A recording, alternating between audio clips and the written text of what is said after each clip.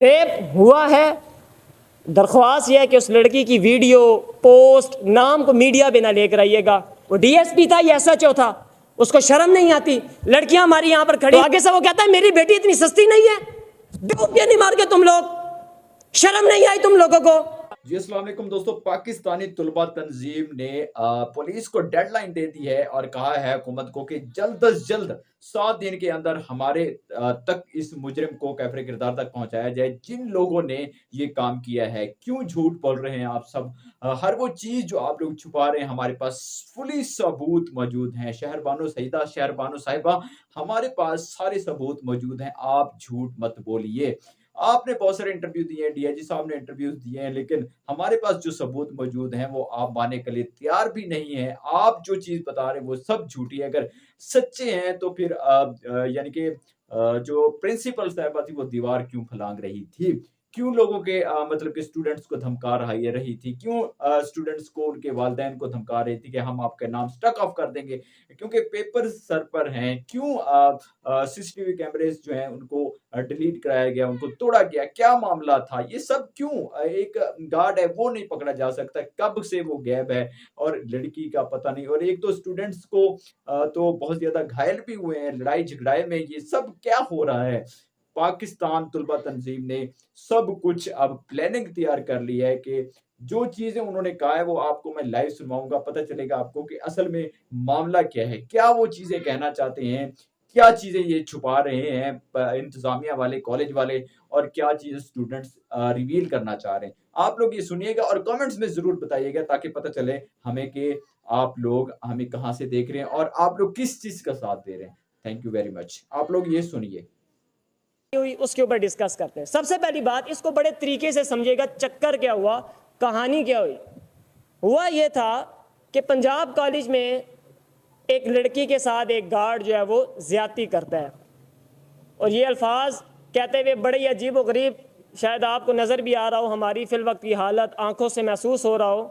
इतना दिल छली छली था कि हम इस वक्त मौजूद, मैं मर्दान में था, लेकिन प्रेस कॉन्फ्रेंस के लिए मर्दान से यहाँ पे आना पड़ा, रास्ते भी बंद थे, फिर मोटरसाइकिल पे आना पड़ा। ये क्यों आया यहाँ पर? पहले ही एक नामूस रिसालत का शहीद हो चुका था और ऊपर से ये दिल खराश नया वाक़या आ गया। अब चक्कर यह हुआ, उस लड़की के साथ एक तो ज्यादती हुई, ऊपर से जो मेन चीज़ है आप उसको समझिएगा काइंडली, ये चीज़ रश वगैरह छोड़। पंजाब कॉलेज की रेपुटेशन, उसने अपनी रेपुटेशन की खातिर, उसको बरकरार रखने की खातिर उस लड़की का जो चक्कर था उसको गोलमोल किया। जितने भी स्टूडेंट्स थे, जितने भी टीचर्स थे, सबको प्रेशराइज किया गया। इवन के हमारे अपने जानने वाले इधर पढ़ रहे थे और हमने रात को उनको कॉल की तो दे सेड कि हमें इतना प्रेशराइज किया गया कि हमें कुछ समझ नहीं आ रही। पहले वो कह रहे थे कि रेप हुआ है, बाद में कह रहे थे नहीं हुआ। आप सोचें किस हद तक इन्होंने उन हमारे बच्चों को प्रेशराइज किया। टीचर्स को मैसेज करो, अब वो बच्ची जो है, सारी लड़के लड़कियों का दिमाग खराब है। 200 बच्चा कॉलेज के बाहर खड़ा हुआ है और 10 बंदों की हम बात मान लें। अब हुआ क्या कि हमारे कुछ लड़कों ने टीचर्स को मैसेज किए कि सर ये क्या इशू चल रहा है। आगे से उन्होंने पता क्या कहा, उन्होंने आगे से कहा कि नहीं वो बच्चे छुट्टी के चक्करों में ये सारा कुछ कर रहे हैं। यानी अब कोई फलसफा समझ नहीं आ रहा। हफ्ता इतवार की वैसे भी छुट्टी होती है, बच्चे ऐसी हरकत क्यों करेंगे? फर्स्ट टाइम हिस्ट्री में सुनने आ रहा है कि छुट्टी की खातिर इतना बड़ा जो है प्रोपेगेंडा किया जाएगा। नहीं, ये बात नहीं थी। रेप हुआ है।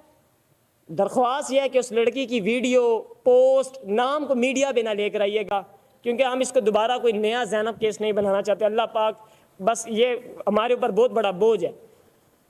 अब जो पंजाब कॉलेज ने हरकत की, उसने क्या किया कि एक लड़की का केस हो गया, उसको चाहिए था कि गार्ड को टंगवाता, खुद मीडिया पे आके माजरत करता और ये जो बच्चों के साथ हाल किया ये ना करता। इसने ये नहीं किया। इसने क्या किया, बच्चों के साथ जो जुल्म हुआ है, शहीद हुआ है कि नहीं हुआ, लेकिन उसकी हालत एक लड़के की शहीद होने वाली थी। कितने ही लड़कों को कितना शदीद तरीके से जख्मी किया गया। और आज मैं आ रहा था पिंडी से, तो हर पंजाब कॉलेज आया, जेलम है, सराय आलमगीर है, गखड़ है, हर एक के बाहर जो है वो पुलिस वगैरह मौजूद थी। यानी कि इतना खौफ स्टूडेंट से, और वो भी हक की खातिर। तो ये जो काम किया ना यहाँ पर पंजाब कॉलेज ने अपनी रेपुटेशन को बरकरार करने की, एक लड़के ने लिखा सर आप क्या ये कर रहे हैं, आगे से वो कहते हैं बेटा पंजाब कॉलेज तो पूरे एशिया का प्राइवेट कॉलेज है, तो इसकी रेपुटेशन भी तो बरकरार रखनी है ना, खड्डे में बढ़ गई तुम्हारी रेपुटेशन। ऐसी कौन सी रेपुटेशन है कि तुम्हें हमारे मुल्क में, पाकिस्तान इस्लामिक मुल्क में, हमारी बच्चों की इज्जत ही महफूज नहीं है, वो भी तालीमी इदारों के अंदर। यह बर्दाश्त नहीं किया जाएगा। ऊपर से दो बातें और, वो डीएसपी था या एसएचओ था, उसको शर्म नहीं आती। लड़कियां हमारी यहां पर खड़ी हुई हैं, वो कह रही हैं कि सर अगर आपकी बेटी के साथ इस तरह हो जाए, पहले वो कहता है कि बच्चों अंदर चले जाओ, कोई नया वाकया ना हो जाए, उसको शर्म नहीं आई ये बात करते हुए, मजाल किस तरह है उसकी ये बात करते हुए।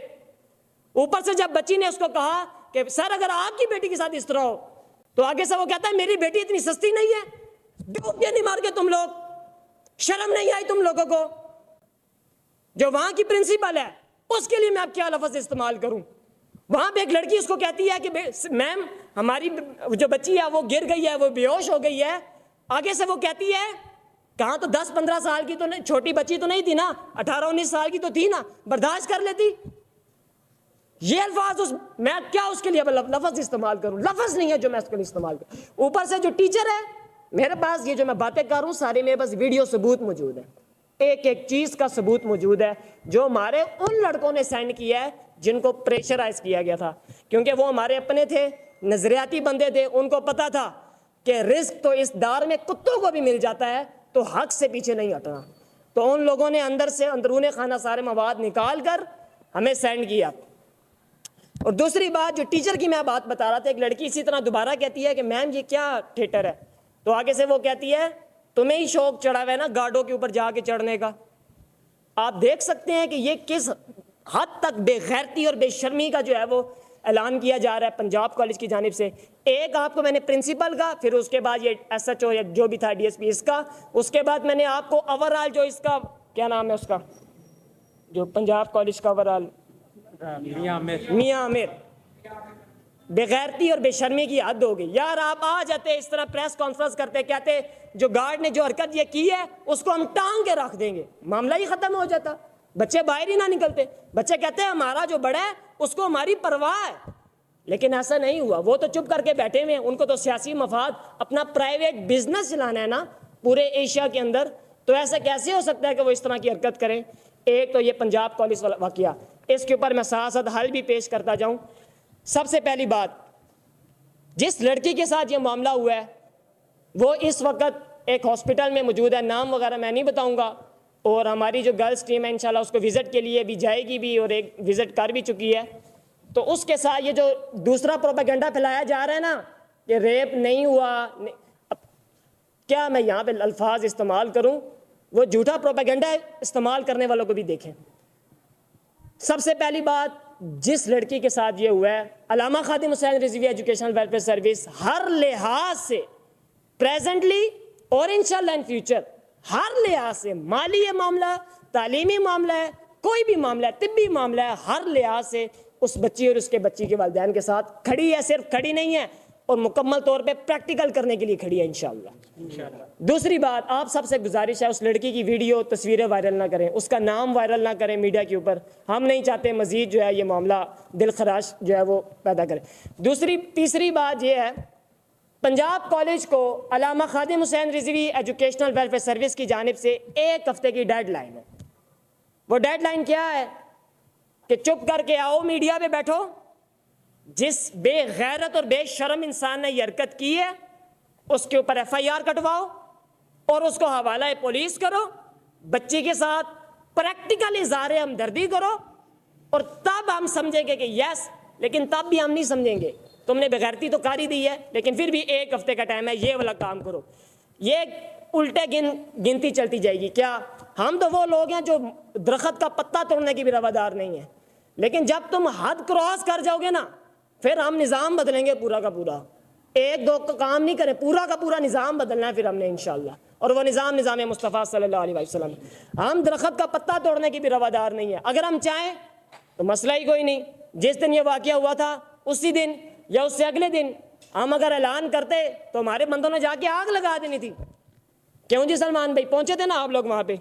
ये तो आग लगा, हमारा तो दिमाग फिर जाना था बच्चे की इज्जत की खातिर।